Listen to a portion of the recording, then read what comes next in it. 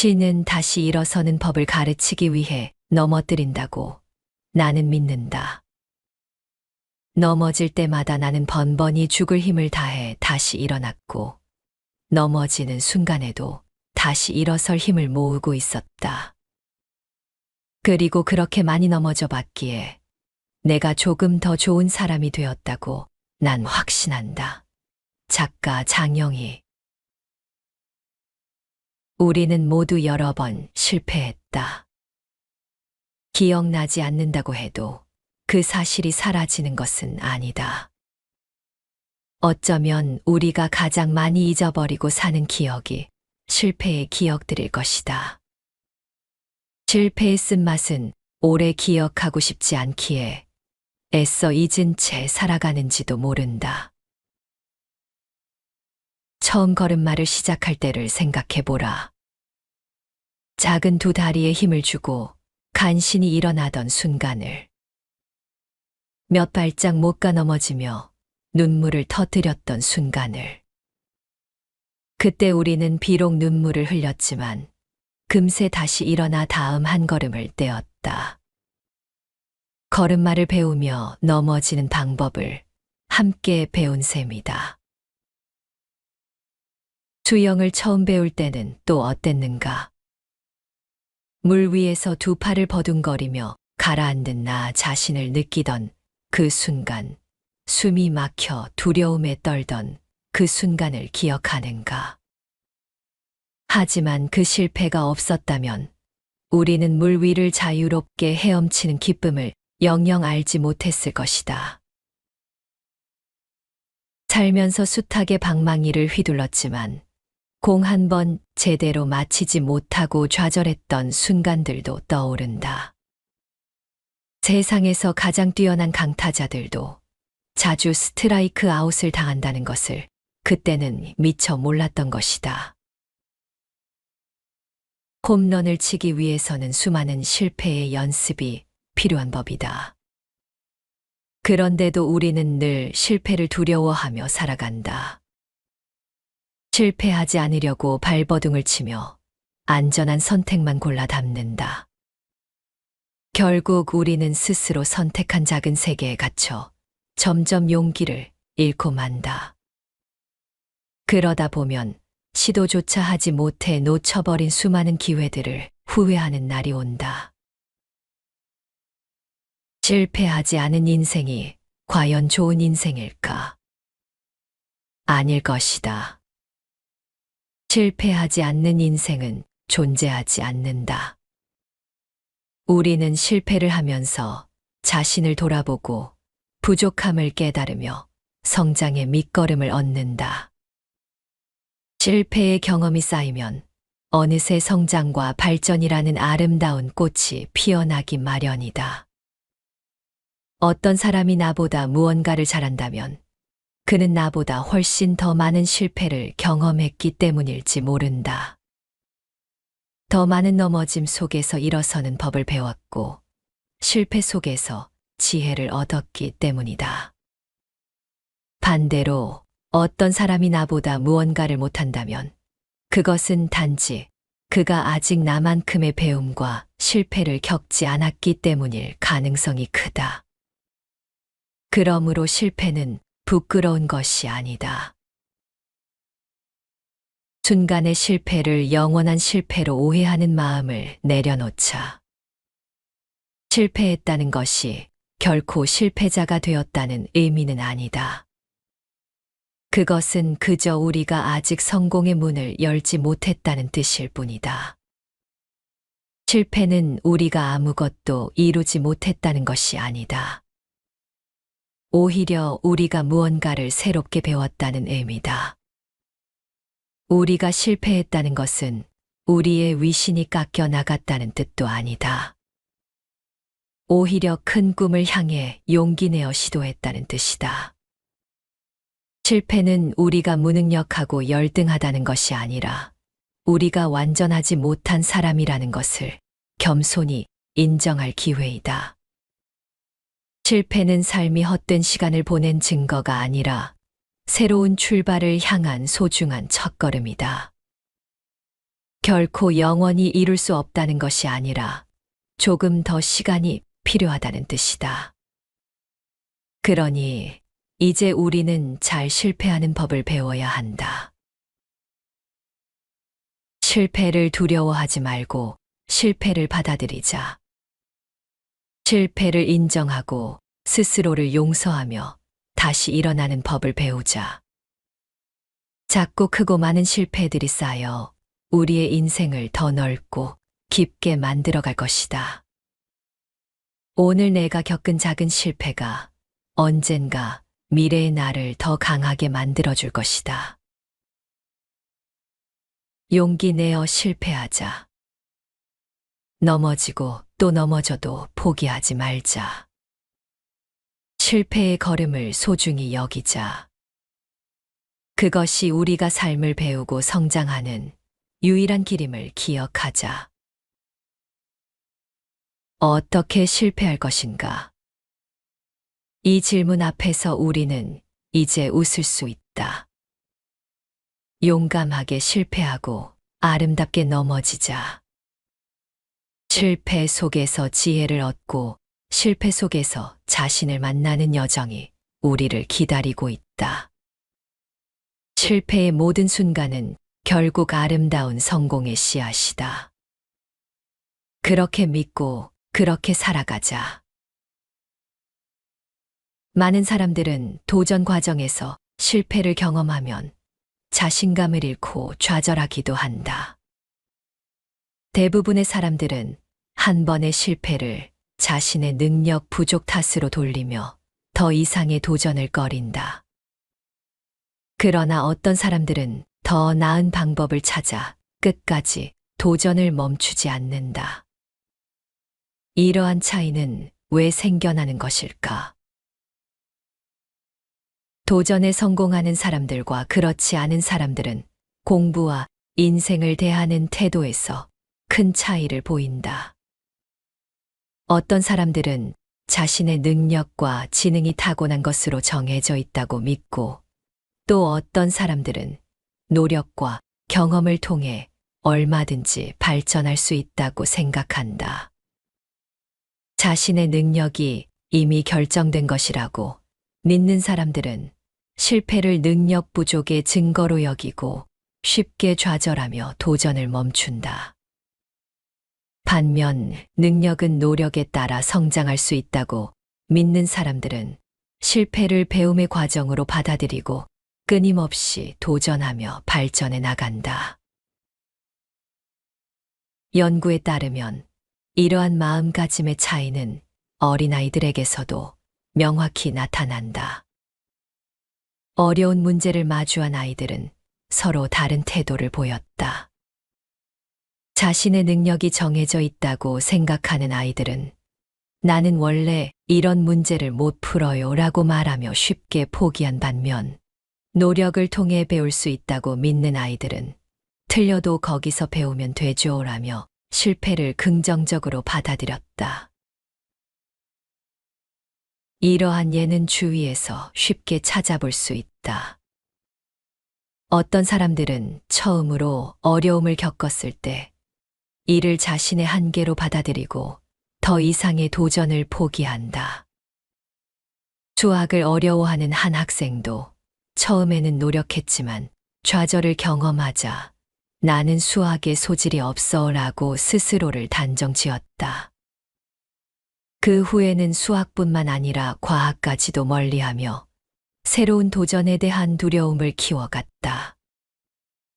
이처럼 스스로 한계를 정해버리면 새로운 시도를 할 때마다 두려움이 앞서고 결국 성장의 기회를 잃게 된다. 반면 같은 어려움을 겪어도 이를 성장의 과정으로 받아들이는 사람이 있다. 어린 시절 가난한 환경에서 자라며 성적도 좋지 않았던 한 학생은 방황을 반복했지만 책을 읽고 글을 쓰는 습관을 통해 스스로를 성장시켜 나갔다.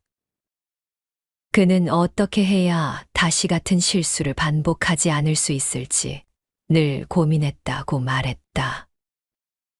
결국 그는 환경 분야에서 성공적인 작가가 되었고, 자신의 어려운 환경을 극복하며 끊임없는 배움과 노력이 얼마나 중요한지를 증명해 보였다.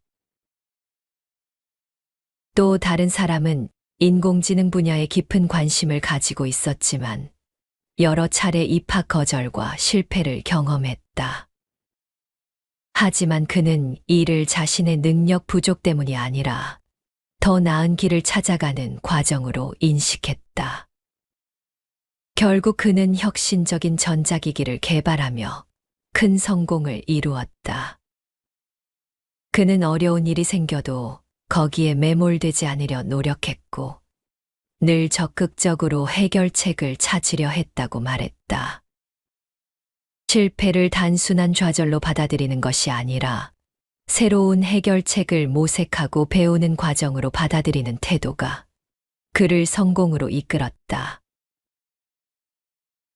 어려운 환경 속에서도 꿈을 포기하지 않은 사람도 있다. 어린 시절 가난과 편견이라는 장벽에 부딪혔지만 그는 결코 자신의 목표를 포기하지 않았다. 의사가 되겠다는 꿈을 이루기 위해 수많은 장애물을 극복하며 결국 명문의과대학에 진학했다. 그는 삶의 중요한 순간마다 남들이 가지 않은 길을 선택했고, 어려움을 성장과 도전의 계기로 삼았다고 회고했다. 주변의 많은 사람들이 안정적인 길을 선택할 때 그는 힘들더라도 꿈을 이루기 위해 도전의 길을 택했다.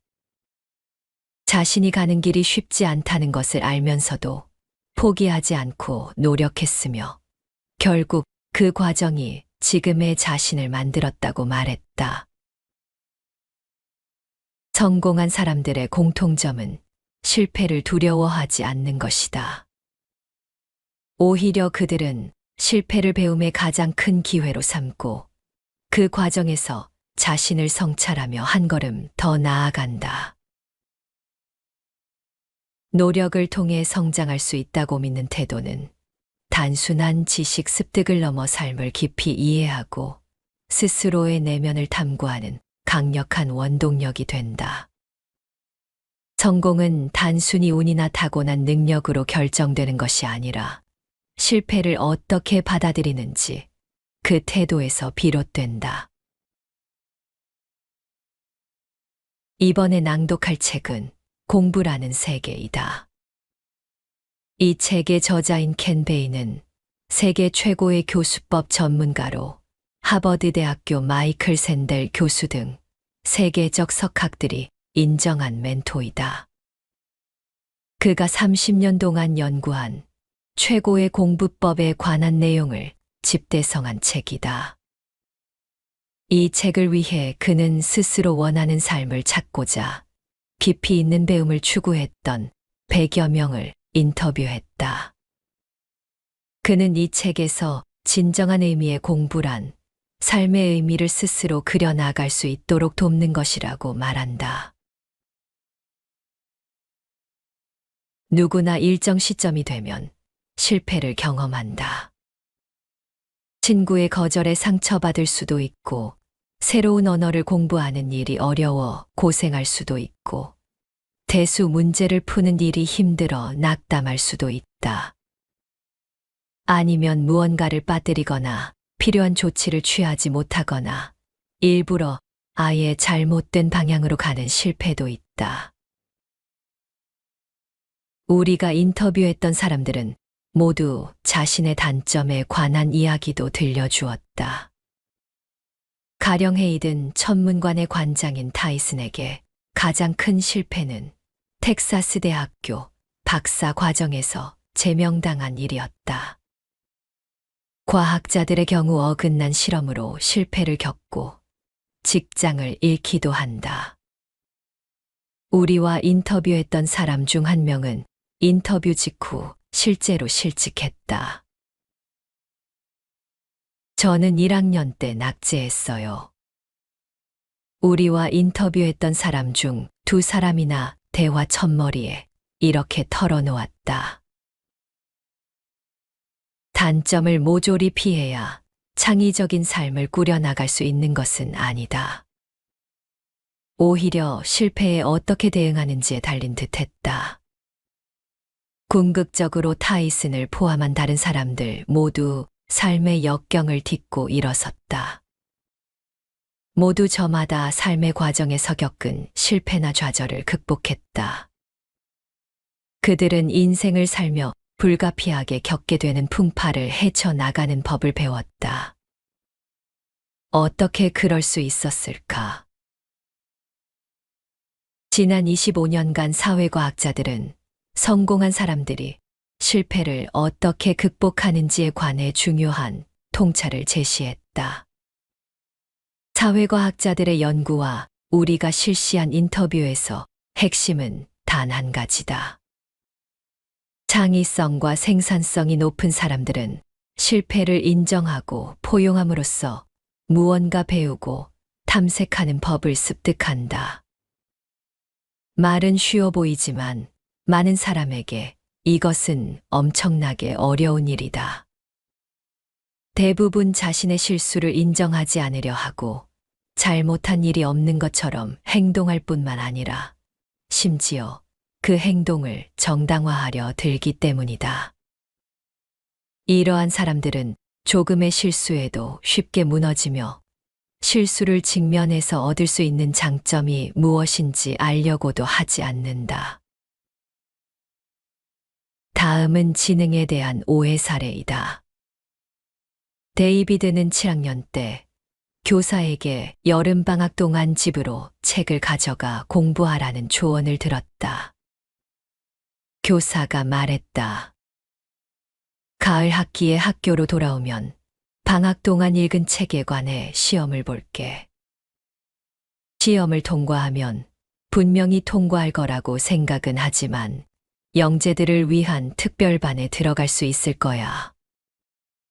그해 여름, 데이비드는 교사가 준 책들을 떠올렸다. 그러나 책 대부분은 그의 방 한쪽에 쌓여 있었을 뿐이었다. 데이비드의 관심을 끄는 다른 일이 너무 많았고 만나야 할 친구들도 많았다. 결국 여름방학이 끝날 때까지 데이비드는 단 한 권도 책을 읽지 않았다. 개학 2주 전 방학을 낭비했다는 걱정이 들기 시작한 데이비드는 곧 걱정에 짓눌릴 지경에 이르렀다. 머릿속에 떠오르는 걱정이 너무 많았고 그 걱정을 다 생각하는 것도 너무 괴로웠다. 결국 데이비드는 모든 생각을 몰아내는 법을 재빨리 터득했다. 내가 그렇게 똑똑하진 않잖아. 시험을 치렀어도 통과하지 못했을 것이라고 미리 짐작해 버린 것이다. 영재반에 들어가다니 그러한 일은 정말 똑똑한 아이들에게나 가능한 일이고 자신은 영재가 아니라고 생각해 버렸다. 대부분은 지능이란 바꿀 수 없는 것이다 라고 생각한다. 사람은 태어날 때부터 지능이 높거나 낮거나 아니면 그 중간 어느 정도며 지능이라 불리는 무언가가 학교와 인생에서의 성취와 성공을 미리 결정한다고 말이다. 스탠퍼드 대학교의 심리학 교수 캐럴 드웩은 대학원을 갓 졸업한 뒤 지능에 대한 경직된 통념과 능력이 뛰어난 일부 사람들이 어려운 일을 피하는 이유를 연구했다. 이는 중요한 주제였다. 인생은 필연적으로 위험을 수반하기 때문이다. 상상할 수 있는 장기 목표가 무엇이든 위험을 감수해야 이룰 수 있다. 그 과정에는 장애물도 있을 테고 힘든 순간도 닥칠 것이며 심지어 실패할 수도 있다. 실수를 두려워하거나 자신의 부족함에 좌절에 풀이 죽는다면 그 다음에는 아예 시도조차 외면할 수 있다. 드웩 교수는 연구를 통해 거의 동일한 능력을 갖춘 두 사람 중 한 명은 어려운 일은 무엇이든 피하고 다른 한 명은 가장 어려운 목표를 좇는다는 사실에 주목했다.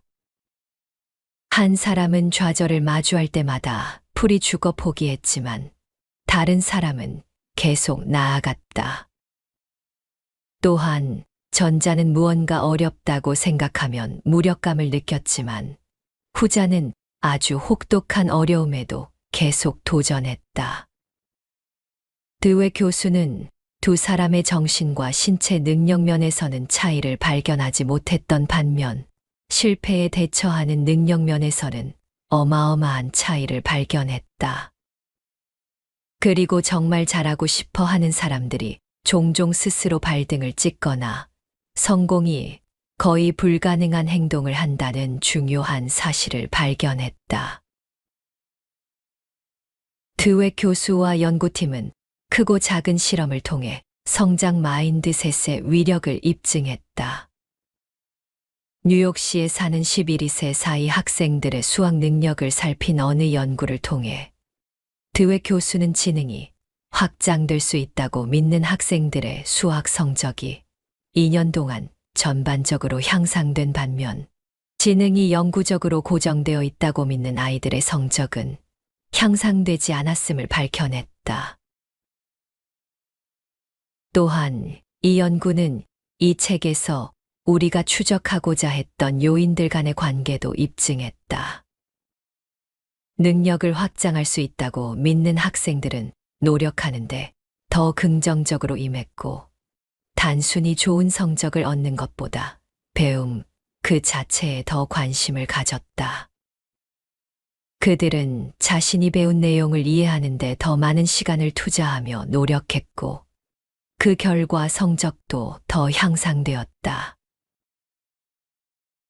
그러나 당신이 태어날 때부터 똑똑했다고 생각하거나 키 순서대로 줄 세우듯 당신의 친구들도 지능에 따라 줄 세울 수 있다고 생각한다면 아무리 노력해도 그 순서는 바뀌지 않는다고 생각한다면 결국 당신도 고정 마인드셋을 갖추고 있는 셈이다.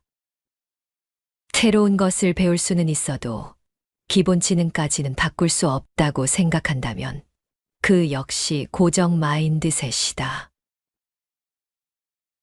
반면 능력이 아무리 출중해도 지금의 능력보다 더 나아질 수 있다고 생각하고 타인 역시 그렇게 할 수 있다고 믿으며 노력하지 않는다면 능력을 잃어버린다고 생각한다면 당신은 성장 마인드셋을 갖춘 사람이다.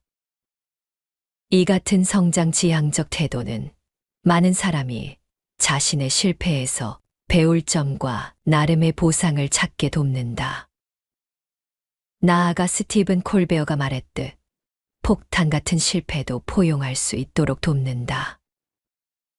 이 책을 위해 우리가 인터뷰했던 창의적인 사람들, 즉 심층적 학습자들은 성장 마인드셋을 갖추고 자기 자신과 타인을 대했다.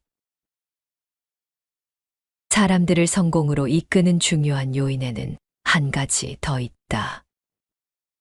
많은 연구에 따르면 성공과 실패는 그 원인을 무엇으로 여기는지에 따라 판가름 난다. 이렇게 생각해 보자. 당신의 일이 잘못되면 혹시 누군가나 무언가를 탓하는가?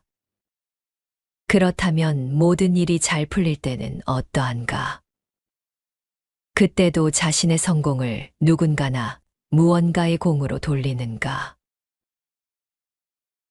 성공이나 실패의 원인을 자신의 내적 요인 때문으로 생각할 수도 있고 외적 요인 때문으로 생각할 수도 있다. 성공이나 실패의 원인이 일시적이라 생각할 수도 있고 영구적이라 생각할 수도 있다. 또한 그 원인에 자신이 상당한 영향을 끼쳤다고 믿을 수도 있고 영향을 전혀 끼치지 못했다고 믿을 수도 있다. 종합하면 내가 통제할 수 없는 영구적인 무언가가 성공이나 실패의 원인이라고 생각하는 경우부터 외부의 원인이 있지만 내가 바꿀 수 있다라고 생각하는 경우까지 대략 8가지 조합이 가능하다. 어떤 조합을 선택해도 성공이나 실패의 원인을 설명할 때 사용할 수 있다. 그러나 이 조합들을 어떻게 조합하는지에 따라 좌절에 대처하는 능력이 달라진다. 가령 실패 원인을 수학의 소질이 없어서 미적분 시험에 낙제했다는 식으로 영구적인 내적 요인에 두면 실패한 상황을 타개할 도리가 없다고 생각하게 될 것이다. 그렇게 되면 결과는 포기로 이어지고 더 이상의 시도를 중단하게 되며 미적분 과목에서 낙제를 벗어나는 일도 물 건너간다. 반면 공부 방법이 내게 맞는 최상의 방법이 아니었던 것 같군. 학습센터의 도움을 받으면 더 잘할 수 있을 거야 라고 생각한다면 실패 원인을 자신의 내적 요인 때문이라 여기더라도 올바른 노력을 기울이면 수학 능력이 향상될 수 있다고 믿게 된다. 실패의 원인을 이렇게 생각한다면 계속 시도할 수 있게 되고 결국 성공 확률도 높아진다. 실패에 잘 대처하는 사람들은 성공과 실패의 책임을 모두 자기 자신에게 돌리지만 결과와 상관없이 얼마든지 그 결과를 다시 바꿀 수 있다고 생각한다. 성공은 증발할 수 있고 실패는 극복할 수 있다는 태도다. 스탠퍼드 대학교의 심리학자 엘버트 밴듀라는 기술을 제대로 사용하기 위해서는 올바른 방법뿐만 아니라 자신이 그 기술을 제대로 쓸 수 있다는 믿음이 필요하다는 사실을 알아차렸다. 밴듀라는 이 자기 확신과 능력의 강력한 조합에 자기 효능감이라는 이름을 붙였다. 무언가를 하려면 방법뿐만 아니라 내가 그 방법을 제대로 사용할 수 있다고 믿어야 한다. 실패를 극복하는 사람들은 자기 효능감이 강하다. 최고의 학생들은 지능에 대해 유연한 시각을 유지했고 자신이 성공하고 실패하는 원인에 대해서도 객관적으로 파악했으며 자기 효능감도 잘 유지했다. 어떻게 그럴 수 있을까? 그들이 했던 중요한 실천법 중 하나는 바로 폴 베이커 교수가 학생들에게 권장했던 자기 자신과의 대화였다. 자신이 어떻게 공부하거나 일하는지 파악해야 하고 자신이 무엇으로 움직이는지 알아야 한다. 베이커 교수는 성공한 사람들이 실패에 대처하는 방식의 기저에는 지능과 능력에 대한 유연한 시각이 깔려 있다고 말했다. 이 덕분에 성공한 사람들은 성공과 실패의 원인을 생산적으로 진단하고 새로운 능력을 개발하는 일에도 올바른 방법으로 매진하며 이 과정에서 새로 발견한 힘은 자신이 제대로 활용할 수 있다고 굳게 믿을 수 있었다. 누구나 살면서 크고 작은 실패를 경험하게 된다. 가끔은 무언가 중요한 것을 빠뜨리거나 잘못된 결정을 내려 후회하게 되는 경우도 있다. 중요한 것은 실패를 했느냐, 하지 않았느냐가 아니다. 진짜 중요한 것은 그 실패를 어떻게 바라보고 어떻게 대처하느냐 하는 것이다. 연구자들이 다양한 사람들을 인터뷰하면서 확인한 공통점이 있다. 성공적이고 창의적인 삶을 살아가는 사람들은 대부분 자신의 실패를 솔직히 인정하고 받아들였다. 그리고 그 실패로부터 무언가를 배우고 다음 단계로 나아가는 힘으로 삼았다. 하지만 많은 사람들은 실수를 인정하지 않으려 하고 때로는 실수 자체를 없었던 것처럼 숨기거나 정당화하려고 애쓴다. 이런 사람들은 작은 실수에도 쉽게 좌절하고 실패를 통해 얻을 수 있는 귀한 교훈을 놓쳐버린다. 이러한 실패에 대한 태도는 지능과 능력에 대한 생각과 깊은 관련이 있다. 많은 사람들은 지능을 타고난 것이라 믿는다. 즉, 자신이 태어날 때 받은 지능을 바꿀 수 없다고 생각한다. 이것을 심리학자 캐럴드 웩은 고정 마인드셋이라 부른다. 고정 마인드셋을 가진 사람들은 어려운 일을 만나면 쉽게 좌절한다. 어려운 과제를 실패하면 스스로에게 나는 원래 이런 일에 소질이 없어 라고 쉽게 단정 짓고 다시는 도전하려 하지 않는다. 그래서 스스로의 발전 가능성을 닫아버리고 만다. 반면 지능과 능력이 노력과 경험을 통해 얼마든지 발전할 수 있다고 믿는 사람들도 있다. 이들이 바로 성장 마인드셋을 가진 사람들이다. 이들은 실패를 부끄러워하지 않고 오히려 배우고 성장할 수 있는 좋은 기회라고 생각한다. 그래서 똑같은 실패를 경험하더라도 훨씬 더 긍정적으로 받아들이고 다시 도전할 힘을 얻는다. 실제로 연구 결과 성장 마인드셋을 가진 학생들이 그렇지 않은 학생들에 비해 장기적으로 더 큰 발전을 이루었다고 한다. 또 한 가지 중요한 것은 실패의 원인을 어디서 찾느냐 하는 것이다. 어떤 사람들은 실패의 원인을 영구적이고 바꿀 수 없는 내적 요인으로 돌린다. 예를 들어, 나는 원래 수학에 재능이 없어. 그래서 이번 시험도 실패한 거야와 같은 생각이다. 이런 생각은 결국 사람을 무기력하게 만들고 더 이상 노력하지 않게 만든다. 하지만 같은 상황에서도 이번 시험은 내가 공부하는 방법이 적절하지 않았던 것 같아. 다음엔 방법을 바꿔보자라고 생각할 수 있다면 실패는 얼마든지 극복할 수 있는 대상이 된다. 이런 사람들은 자신이 처한 상황을 개선할 가능성을 믿기 때문에 계속해서 새로운 도전을 이어가며 마침내 성공할 수 있다. 스스로의 능력을 신뢰하는 자기효능감 또한 중요하다. 자기효능감은 어떤 목표를 이루기 위한 방법을 알고 있을 뿐 아니라 자신이 그 방법을 제대로 사용할 수 있다고 믿는 힘이다. 실패에 잘 대처하는 사람들은 대개 자기효능감이 강하다. 이들은 실패와 성공의 원인을 냉정하고 객관적으로 분석할 줄 알며 자신이 문제를 해결할 능력이 충분하다고 믿는다. 그래서 어떤 어려움이 닥쳐도 쉽게 흔들리지 않고 다시 일어서서 전진할 수 있는 것이다. 우리도 이런 내용들을 일상에서 실천해 볼 수 있다. 우선 실패했을 때 솔직히 그 사실을 인정하고 받아들이는 습관을 들이면 좋다. 실수는 감추고 숨기는 것이 아니라 배우고 성장하기 위한 과정이라고 받아들이자.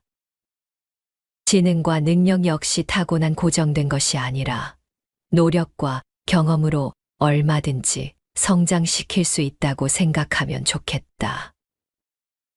그리고 실패의 원인을 스스로 통제할 수 있는 범위 내에서 찾으려 노력하자. 실패했다고 좌절하지 말고 다음에는 다른 방법으로 다시 시도하면 된다고 생각하면 좋다. 무엇보다 자신을 믿는 자기 효능감을 키우자. 내가 목표를 이루기 위해 필요한 방법을 알고 있으며 그것을 충분히 활용할 수 있다는 믿음을 가지면 좋겠다. 평소 자신과의 대화를 통해 스스로를 응원하고 격려하는 습관을 들이자. 또한 어려운 과제가 눈앞에 있어도 도전을 피하지 말고 적극적으로 부딪혀 나가자. 바로 그 도전이 우리를 더 큰 사람으로 성장시키는 좋은 기회가 될 것이다.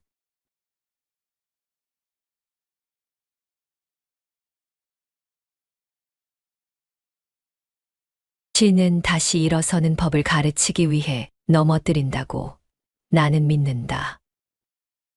넘어질 때마다 나는 번번이 죽을 힘을 다해 다시 일어났고, 넘어지는 순간에도 다시 일어설 힘을 모으고 있었다. 그리고 그렇게 많이 넘어져 봤기에 내가 조금 더 좋은 사람이 되었다고 난 확신한다. 작가 장영희. 우리는 모두 여러 번 실패했다. 기억나지 않는다고 해도 그 사실이 사라지는 것은 아니다. 어쩌면 우리가 가장 많이 잊어버리고 사는 기억이 실패의 기억들일 것이다.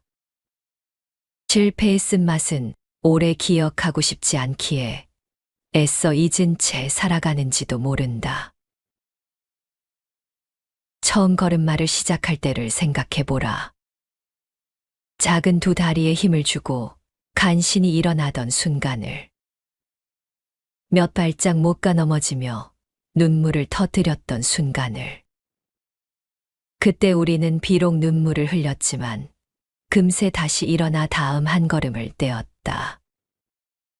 걸음마를 배우며 넘어지는 방법을 함께 배운 셈이다. 수영을 처음 배울 때는 또 어땠는가? 물 위에서 두 팔을 버둥거리며 가라앉은 나 자신을 느끼던 그 순간, 숨이 막혀 두려움에 떨던 그 순간을 기억하는가? 하지만 그 실패가 없었다면 우리는 물 위를 자유롭게 헤엄치는 기쁨을 영영 알지 못했을 것이다. 살면서 숱하게 방망이를 휘둘렀지만 공 한 번 제대로 맞히지 못하고 좌절했던 순간들도 떠오른다. 세상에서 가장 뛰어난 강타자들도 자주 스트라이크 아웃을 당한다는 것을 그때는 미처 몰랐던 것이다. 홈런을 치기 위해서는 수많은 실패의 연습이 필요한 법이다. 그런데도 우리는 늘 실패를 두려워하며 살아간다. 실패하지 않으려고 발버둥을 치며 안전한 선택만 골라 담는다. 결국 우리는 스스로 선택한 작은 세계에 갇혀 점점 용기를 잃고 만다. 그러다 보면 시도조차 하지 못해 놓쳐버린 수많은 기회들을 후회하는 날이 온다. 실패하지 않은 인생이 과연 좋은 인생일까? 아닐 것이다.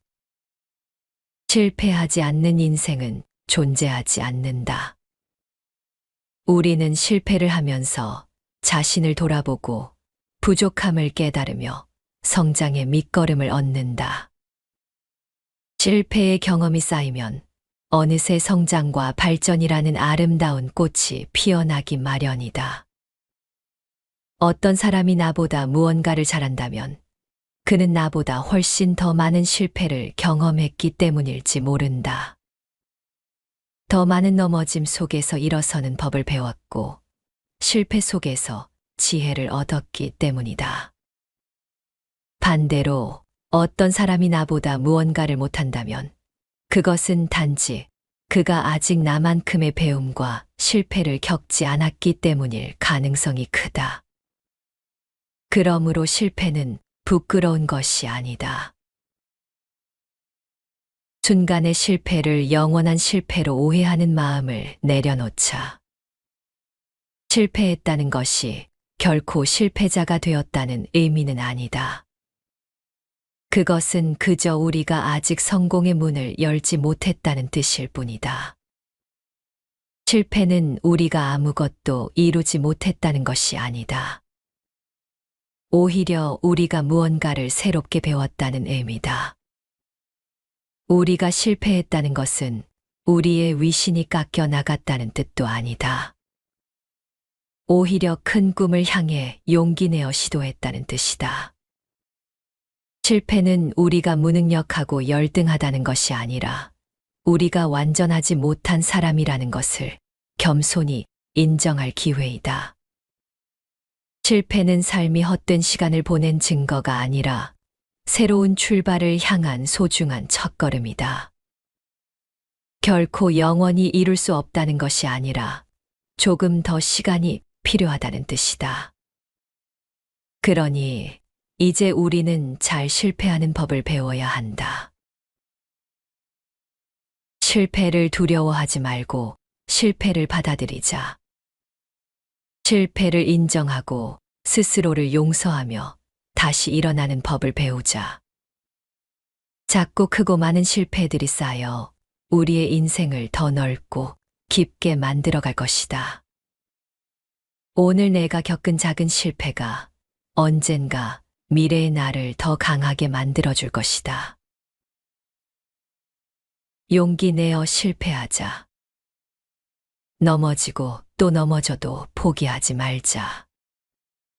실패의 걸음을 소중히 여기자. 그것이 우리가 삶을 배우고 성장하는 유일한 길임을 기억하자. 어떻게 실패할 것인가? 이 질문 앞에서 우리는 이제 웃을 수 있다. 용감하게 실패하고 아름답게 넘어지자. 실패 속에서 지혜를 얻고 실패 속에서 자신을 만나는 여정이 우리를 기다리고 있다. 실패의 모든 순간은 결국 아름다운 성공의 씨앗이다. 그렇게 믿고 그렇게 살아가자. 많은 사람들은 도전 과정에서 실패를 경험하면 자신감을 잃고 좌절하기도 한다. 대부분의 사람들은 한 번의 실패를 자신의 능력 부족 탓으로 돌리며 더 이상의 도전을 꺼린다. 그러나 어떤 사람들은 더 나은 방법을 찾아 끝까지 도전을 멈추지 않는다. 이러한 차이는 왜 생겨나는 것일까? 도전에 성공하는 사람들과 그렇지 않은 사람들은 공부와 인생을 대하는 태도에서 큰 차이를 보인다. 어떤 사람들은 자신의 능력과 지능이 타고난 것으로 정해져 있다고 믿고, 또 어떤 사람들은 노력과 경험을 통해 얼마든지 발전할 수 있다고 생각한다. 자신의 능력이 이미 결정된 것이라고 믿는 사람들은 실패를 능력 부족의 증거로 여기고 쉽게 좌절하며 도전을 멈춘다. 반면 능력은 노력에 따라 성장할 수 있다고 믿는 사람들은 실패를 배움의 과정으로 받아들이고 끊임없이 도전하며 발전해 나간다. 연구에 따르면 이러한 마음가짐의 차이는 어린아이들에게서도 명확히 나타난다. 어려운 문제를 마주한 아이들은 서로 다른 태도를 보였다. 자신의 능력이 정해져 있다고 생각하는 아이들은 나는 원래 이런 문제를 못 풀어요 라고 말하며 쉽게 포기한 반면, 노력을 통해 배울 수 있다고 믿는 아이들은 틀려도 거기서 배우면 되죠 라며 실패를 긍정적으로 받아들였다. 이러한 예는 주위에서 쉽게 찾아볼 수 있다. 어떤 사람들은 처음으로 어려움을 겪었을 때 이를 자신의 한계로 받아들이고 더 이상의 도전을 포기한다. 수학을 어려워하는 한 학생도 처음에는 노력했지만 좌절을 경험하자 나는 수학에 소질이 없어 라고 스스로를 단정지었다. 그 후에는 수학뿐만 아니라 과학까지도 멀리하며 새로운 도전에 대한 두려움을 키워갔다. 이처럼 스스로 한계를 정해버리면 새로운 시도를 할 때마다 두려움이 앞서고 결국 성장의 기회를 잃게 된다. 반면 같은 어려움을 겪어도 이를 성장의 과정으로 받아들이는 사람이 있다. 어린 시절 가난한 환경에서 자라며 성적도 좋지 않았던 한 학생은 방황을 반복했지만 책을 읽고 글을 쓰는 습관을 통해 스스로를 성장시켜 나갔다.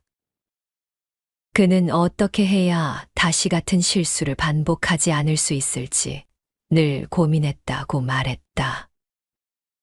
결국 그는 환경 분야에서 성공적인 작가가 되었고, 자신의 어려운 환경을 극복하며 끊임없는 배움과 노력이 얼마나 중요한지를 증명해 보였다. 또 다른 사람은 인공지능 분야에 깊은 관심을 가지고 있었지만 여러 차례 입학 거절과 실패를 경험했다. 하지만 그는 이를 자신의 능력 부족 때문이 아니라 더 나은 길을 찾아가는 과정으로 인식했다. 결국 그는 혁신적인 전자기기를 개발하며 큰 성공을 이루었다. 그는 어려운 일이 생겨도 거기에 매몰되지 않으려 노력했고, 늘 적극적으로 해결책을 찾으려 했다고 말했다. 실패를 단순한 좌절로 받아들이는 것이 아니라 새로운 해결책을 모색하고 배우는 과정으로 받아들이는 태도가 그를 성공으로 이끌었다. 어려운 환경 속에서도 꿈을 포기하지 않은 사람도 있다. 어린 시절 가난과 편견이라는 장벽에 부딪혔지만 그는 결코 자신의 목표를 포기하지 않았다. 의사가 되겠다는 꿈을 이루기 위해 수많은 장애물을 극복하며 결국 명문의과대학에 진학했다. 그는 삶의 중요한 순간마다 남들이 가지 않은 길을 선택했고, 어려움을 성장과 도전의 계기로 삼았다고 회고했다. 주변의 많은 사람들이 안정적인 길을 선택할 때 그는 힘들더라도 꿈을 이루기 위해 도전의 길을 택했다.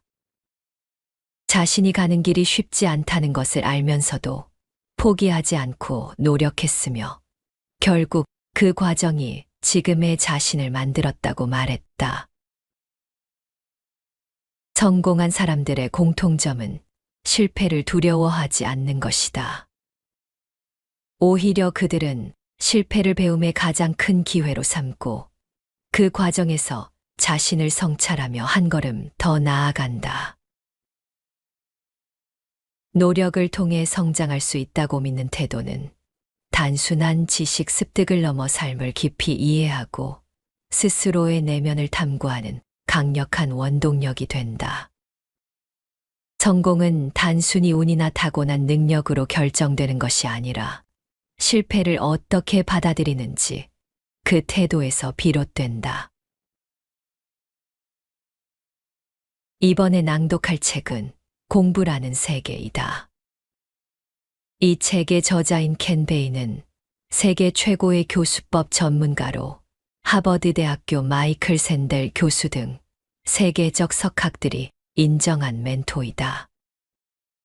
그가 30년 동안 연구한 최고의 공부법에 관한 내용을 집대성한 책이다.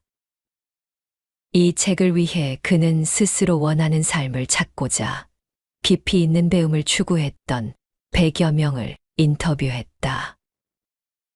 그는 이 책에서 진정한 의미의 공부란 삶의 의미를 스스로 그려나갈 수 있도록 돕는 것이라고 말한다.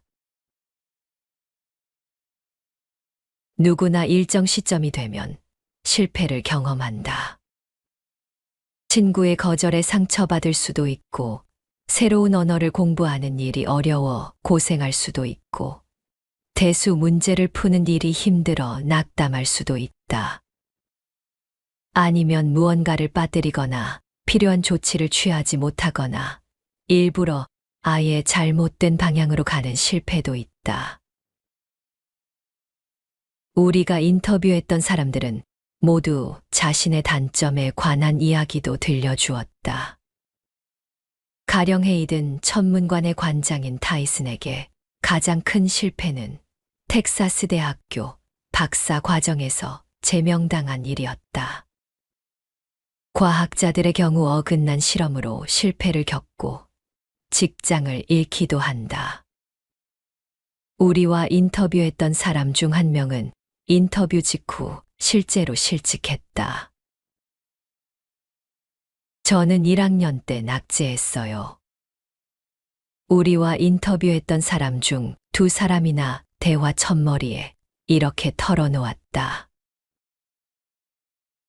단점을 모조리 피해야 창의적인 삶을 꾸려나갈 수 있는 것은 아니다.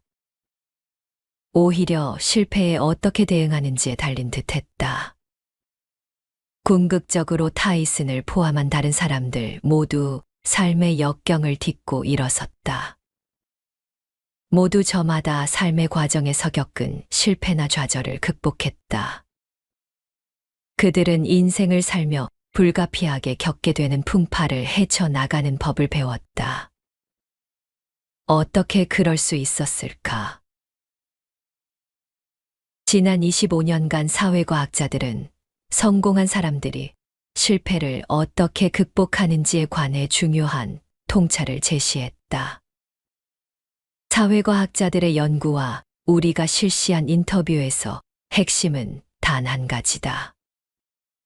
창의성과 생산성이 높은 사람들은 실패를 인정하고 포용함으로써 무언가 배우고 탐색하는 법을 습득한다.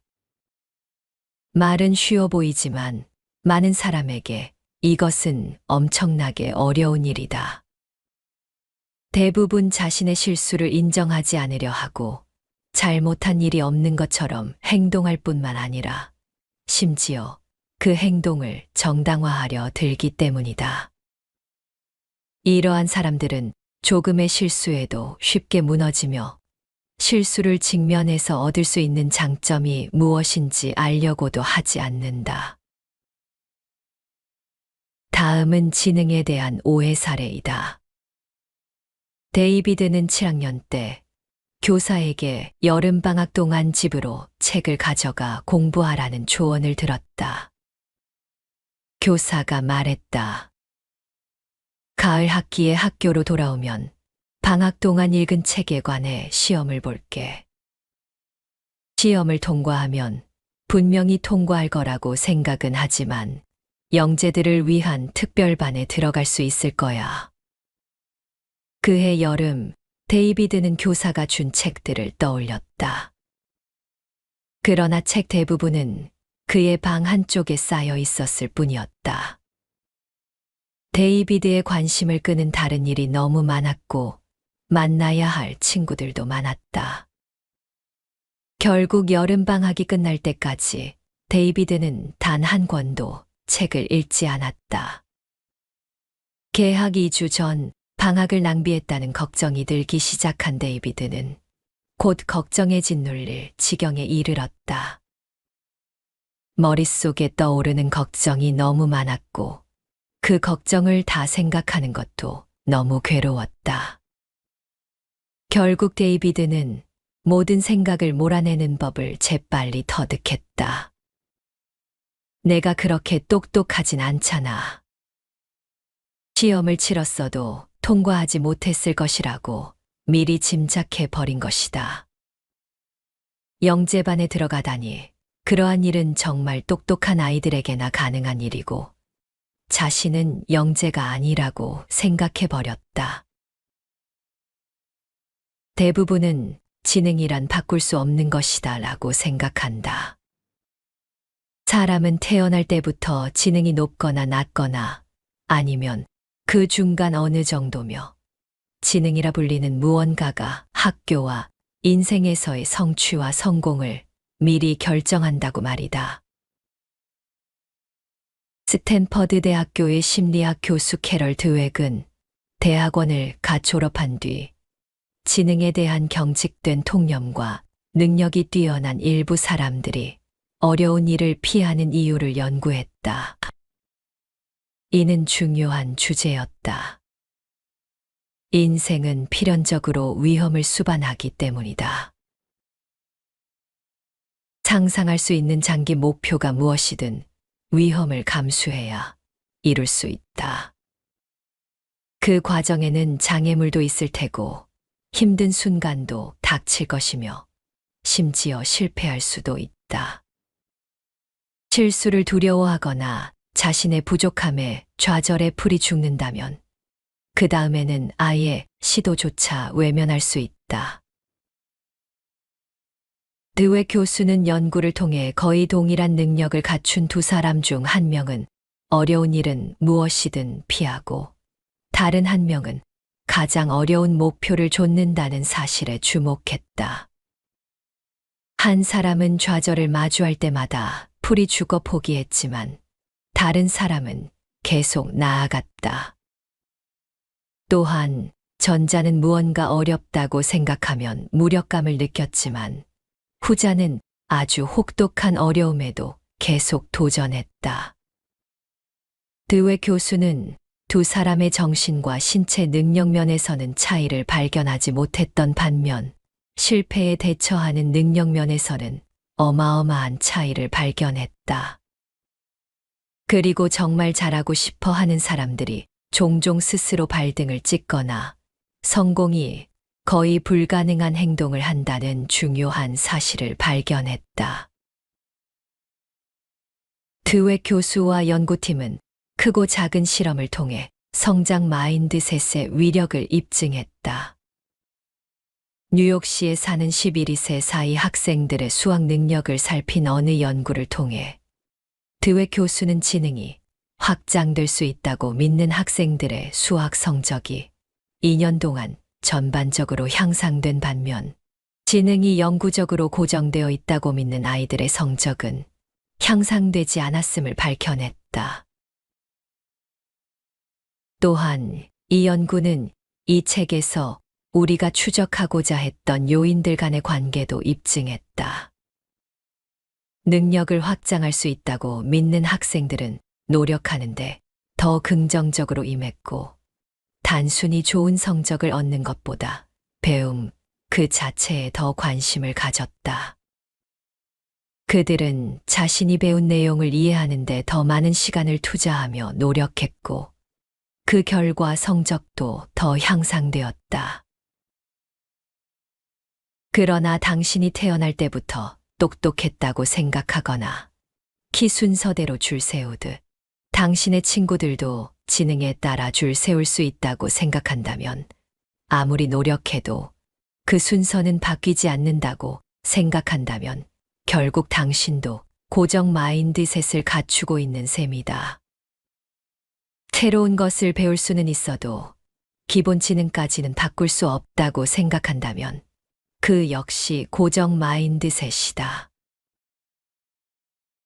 반면 능력이 아무리 출중해도 지금의 능력보다 더 나아질 수 있다고 생각하고 타인 역시 그렇게 할 수 있다고 믿으며 노력하지 않는다면 능력을 잃어버린다고 생각한다면 당신은 성장 마인드셋을 갖춘 사람이다. 이 같은 성장 지향적 태도는 많은 사람이 자신의 실패에서 배울 점과 나름의 보상을 찾게 돕는다. 나아가 스티븐 콜베어가 말했듯 폭탄 같은 실패도 포용할 수 있도록 돕는다.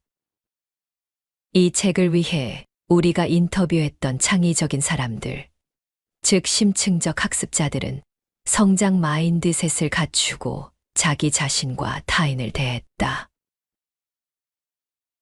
사람들을 성공으로 이끄는 중요한 요인에는 한 가지 더 있다. 많은 연구에 따르면 성공과 실패는 그 원인을 무엇으로 여기는지에 따라 판가름 난다. 이렇게 생각해 보자.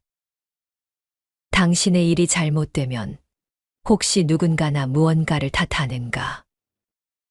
그렇다면 모든 일이 잘 풀릴 때는 어떠한가? 그때도 자신의 성공을 누군가나 무언가의 공으로 돌리는가? 성공이나 실패의 원인을 자신의 내적 요인 때문으로 생각할 수도 있고 외적 요인 때문으로 생각할 수도 있다. 성공이나 실패의 원인이 일시적이라 생각할 수도 있고 영구적이라 생각할 수도 있다. 또한 그 원인에 자신이 상당한 영향을 끼쳤다고 믿을 수도 있고 영향을 전혀 끼치지 못했다고 믿을 수도 있다. 종합하면 내가 통제할 수 없는 영구적인 무언가가 성공이나 실패의 원인이라고 생각하는 경우부터 외부의 원인이 있지만 내가 바꿀 수 있다라고 생각하는 경우까지 대략 8가지 조합이 가능하다. 어떤 조합을 선택해도 성공이나 실패의 원인을 설명할 때 사용할 수 있다. 그러나 이 조합들을 어떻게 조합하는지에 따라 좌절에 대처하는 능력이 달라진다. 가령 실패 원인을 수학의 소질이 없어서 미적분 시험에 낙제했다는 식으로 영구적인 내적 요인에 두면 실패한 상황을 타개할 도리가 없다고 생각하게 될 것이다. 그렇게 되면 결과는 포기로 이어지고 더 이상의 시도를 중단하게 되며 미적분 과목에서 낙제를 벗어나는 일도 물 건너간다. 반면 공부 방법이 내게 맞는 최상의 방법이 아니었던 것 같군.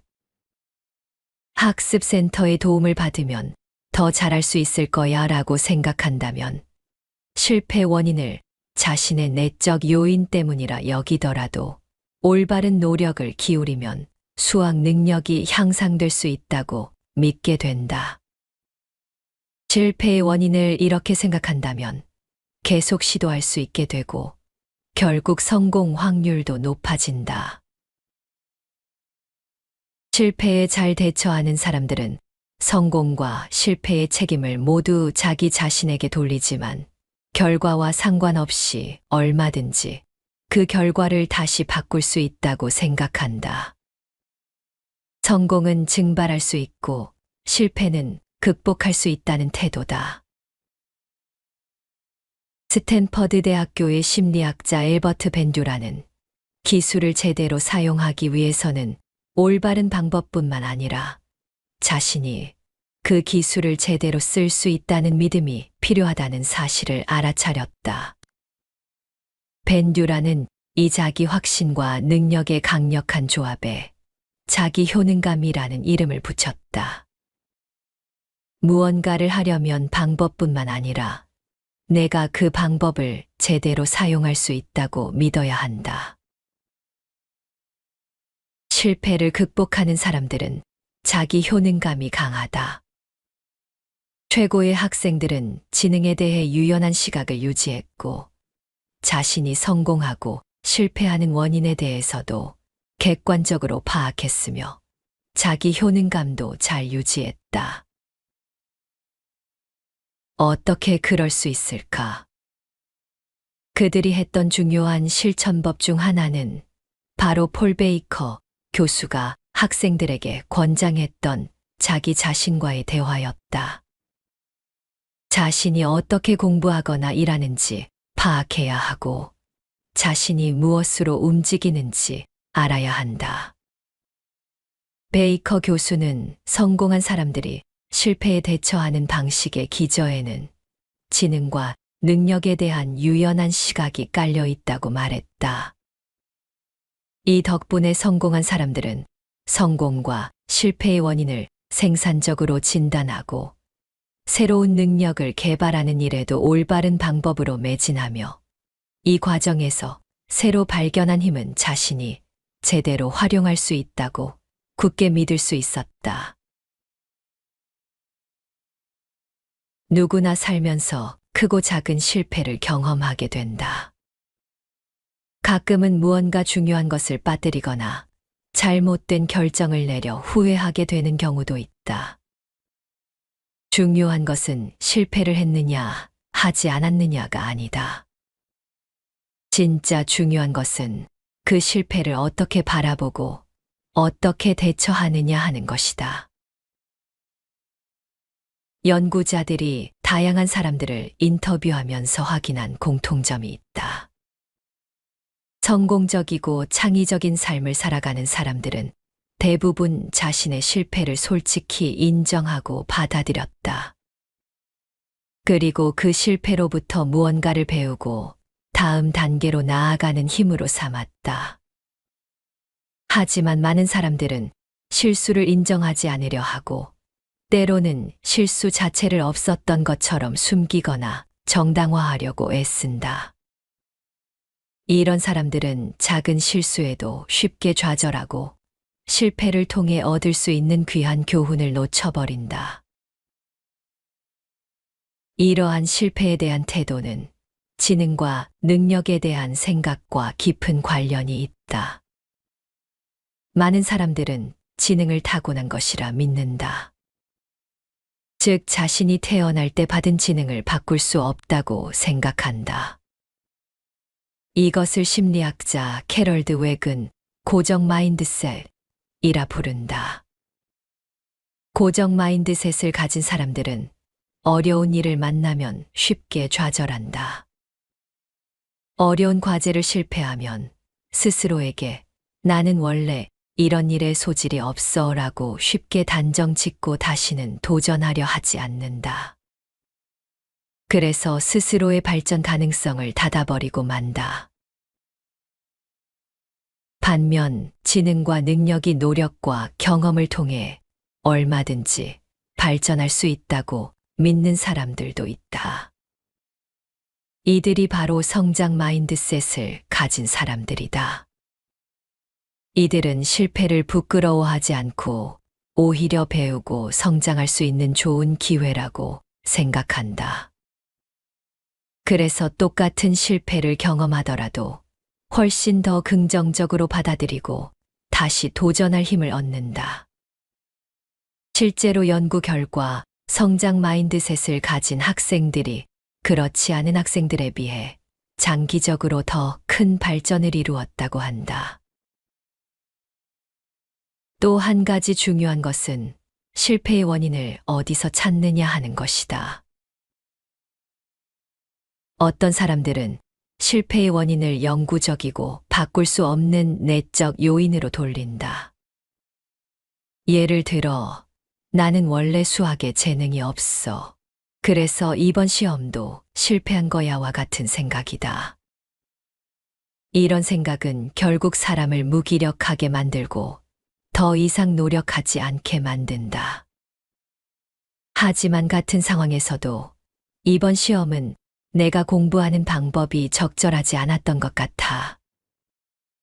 다음엔 방법을 바꿔보자라고 생각할 수 있다면 실패는 얼마든지 극복할 수 있는 대상이 된다. 이런 사람들은 자신이 처한 상황을 개선할 가능성을 믿기 때문에 계속해서 새로운 도전을 이어가며 마침내 성공할 수 있다. 스스로의 능력을 신뢰하는 자기효능감 또한 중요하다. 자기효능감은 어떤 목표를 이루기 위한 방법을 알고 있을 뿐 아니라 자신이 그 방법을 제대로 사용할 수 있다고 믿는 힘이다. 실패에 잘 대처하는 사람들은 대개 자기효능감이 강하다. 이들은 실패와 성공의 원인을 냉정하고 객관적으로 분석할 줄 알며 자신이 문제를 해결할 능력이 충분하다고 믿는다. 그래서 어떤 어려움이 닥쳐도 쉽게 흔들리지 않고 다시 일어서서 전진할 수 있는 것이다. 우리도 이런 내용들을 일상에서 실천해 볼 수 있다.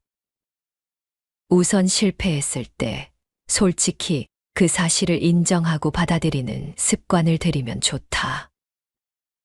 실수는 감추고 숨기는 것이 아니라 배우고 성장하기 위한 과정이라고 받아들이자.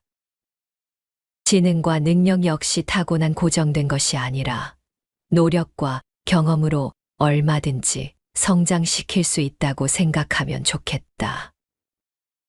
그리고 실패의 원인을 스스로 통제할 수 있는 범위 내에서 찾으려 노력하자. 실패했다고 좌절하지 말고 다음에는 다른 방법으로 다시 시도하면 된다고 생각하면 좋다.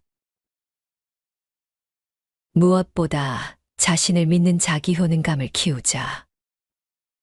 내가 목표를 이루기 위해 필요한 방법을 알고 있으며 그것을 충분히 활용할 수 있다는 믿음을 가지면 좋겠다.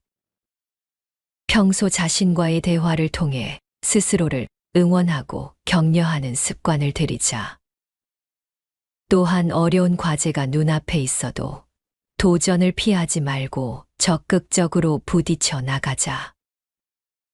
바로 그 도전이 우리를 더 큰 사람으로 성장시키는 좋은 기회가 될 것이다.